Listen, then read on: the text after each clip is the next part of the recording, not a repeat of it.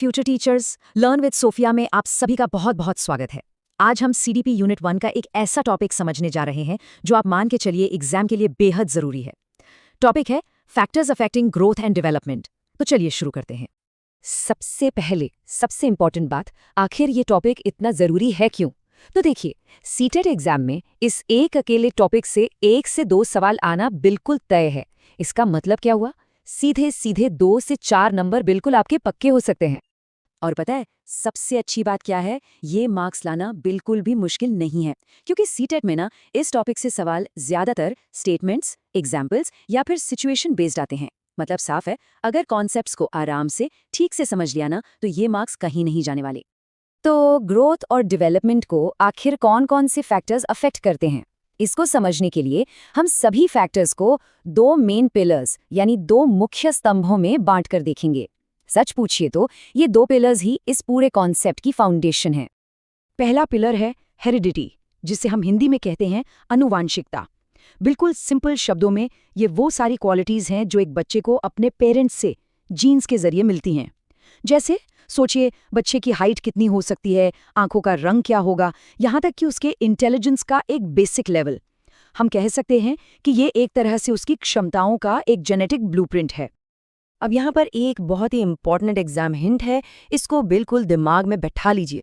CTET के questions ना अक्सर इसी एक पॉइंट के आसपास घूमते हैं। याद रखिएगा, हेरिडिटी बच्चे का पोटेंशियल डिसाइड करती है, उसकी क्षमता, मतलब वो क्या क्या हासिल कर सकता है, उसकी सीमा क्या है, ये हेरिडिटी से तय होता है। ओके, तो दूसरा पिलर क्या है? वो है एनवायरनमेंट यानी वातावरण। अब इसमें बच्चे के आसपास की हर एक चीज आ जाती है, उसका परिवार, उसका स्कूल, सोसाइटी, कल्चर, सब कुछ। बेसिकली जो पोटेंशियल हेरिडिटी से मिला है ना, उसको पालने पोसने का काम, उसको नर्चर करने का काम एनवायरनमेंट करता है। अब ये जो कंपैरिजन आपके सामने है ना, ये इस पूरे टॉपिक का आप कह सकते हैं निचोड़ है। इसको बहुत ध्यान से समझिएगा। देखिए, हेरिडिटी पोटेंशियल सेट करती है, लेकिन उस पोटेंशियल को परफॉर्मेंस में कौन बदलता है? एनवायरनमेंट। इस एक लाइन को बस याद कर लीजिए, heredity decides potential, environment decides performance. जो मशहूर नेचर वर्सेस नर्चर की डिबेट है ना, ये उसी का कंक्लूजन है।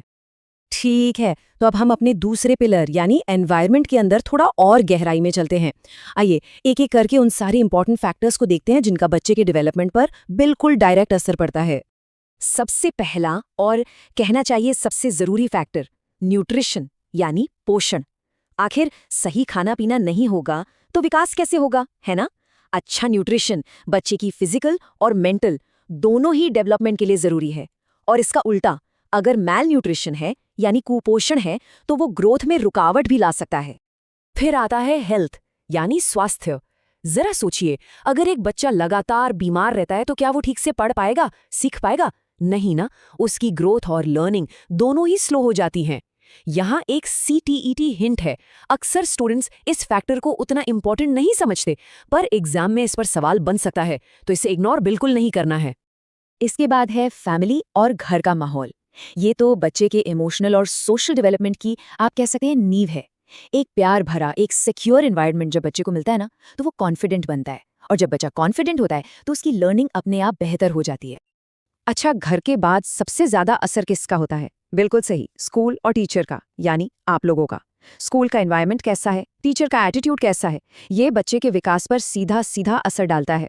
और इसीलिए सीटेट में जो सिचुएशन बेस्ड क्वेश्चंस आते हैं ना, वो अक्सर इसी पॉइंट से उठाए जाते हैं। वो चेक करना चाहते हैं कि आप इसकी अहमियत को कितना समझते हैं। नेक्स्ट है सोशियो इकोनॉमिक स्टेटस। इसका मतलब है परिवार की आर्थिक स्थिति। ये सीधे तौर पर बच्चे को मिलने वाली अपॉर्चुनिटीज यानी अवसरों को इफेक्ट करती है। अच्छी एजुकेशन, अच्छे रिसोर्सेज, ये सब इस पर निर्भर करता है, तो इसका भी ओवरऑल डेवलपमेंट पर काफी गहरा असर पड़ता है। और आखिर में है कल्चर एंड सोसाइटी। बच्चा जिस कल्चर, जिस समाज में बड़ा होता है, वहाँ के वैल्यूज, वहाँ का बिहेवियर, वहाँ का सोचने का तरीका, ये सब उसकी पर्सनालिटी को शेप करता है। तो देखा आपने, ये सारे फैक्टर्स मिलकर उस एनवायरनमेंट को बनाते हैं। ओके, तो अब तक हमने हेरिडिटी और एनवायरनमेंट के सारे इंपॉर्टेंट फैक्टर्स को समझ लिया। अब वक्त है उस गोल्डन रूल को जानने का जो सीटेट एग्जाम में आपको सीधे सीधे नंबर दिलाएगा। ये सबसे जरूरी हिस्सा है। अक्सर एग्जाम में एक सवाल इस तरह से सामने आता है, बच्चे के विकास के लिए सबसे ज्यादा जिम्मेदार फैक्टर कौन सा है? Option A heredity, option B environment. क्या लगता है? और सही जवाब है दोनों में से कोई एक नहीं। सही जवाब इस कोट में छिपा है। देखिए, डेवलपमेंट ना तो सिर्फ हेरिडिटी से होता है, ना ही सिर्फ एनवायरनमेंट से। ये इन दोनों के बीच होने वाले इंटरैक्शन का प्रोडक्ट है। वो जो अन्योन्य क्रिया होती है वो जरूरी है। इसको ऐसे समझिए, बीज जो कि हेरिडिटी है, चाहे कितना भी अच्छा क्यों ना हो, अगर उसको सही मिट्टी, पानी, हवा यानी एनवायरनमेंट नहीं मिलेगी तो क्या वो पौधा बनेगा? कभी नहीं। दोनों का मिलकर काम करना जरूरी है। तो आज से जब भी एग्जाम में इस टॉपिक से एमसीक्यूज सॉल्व करें, ये टिप्स जरूर याद रखें। नंबर 1, ऐसे किसी भी ऑप्शन को पहले ही हटा दें जिसमें लिखा हो ओनली हेरिडिटी या ओनली एनवायरनमेंट। नंबर 2, उस ऑप्शन को ढूंढे जिसमें इन दोनों के इंटरैक्शन, इंटरप्ले या कॉम्बिनेशन जैसे शब्दों का इस्तेमाल हो। यही आपका सही आंसर होगा 99% ऑफ द टाइम। तो चलिए इस पूरे डिस्कशन को जल्दी से एक रैपिड रिवीजन के साथ कंक्लूड करते हैं और कुछ फाइनल टिप्स भी देखते हैं। तो हमने क्या क्या समझा? 2 मेन पिलर्स। पहला हेरिडिटी, ये है ब्लूप्रिंट। दूसरा एनवायरनमेंट, ये है उस ब्लूप्रिंट को नर्चर करना। और एनवायरनमेंट के अंदर क्या क्या है? Nutrition, health, family, school, socio economic status और हाँ, कल्चर एंड सोसाइटी। और इन सारे फैक्टर्स को आसानी से याद रखने के लिए एक छोटी सी सिंपल सी मेमोरी ट्रिक है। HEN is in the family SSC। बहुत आसान है। H से हेरिडिटी, E से एनवायरनमेंट, N से न्यूट्रिशन, उसके बाद फैमिली, स्कूल, सोशियो इकोनॉमिक और कल्चर। देखा, इससे रिवीजन करते वक्त सब कुछ एकदम से याद आ जाएगा। और जाते जाते एक बात हमेशा ध्यान में रखिएगा, CTET में सक्सेस सिर्फ चीजें रटने से नहीं मिलती। सक्सेस मिलती है बच्चे को समझने से। आप सभी फ्यूचर टीचर्स हैं, इसलिए सीखने का ये सफर हमेशा जारी रखिएगा।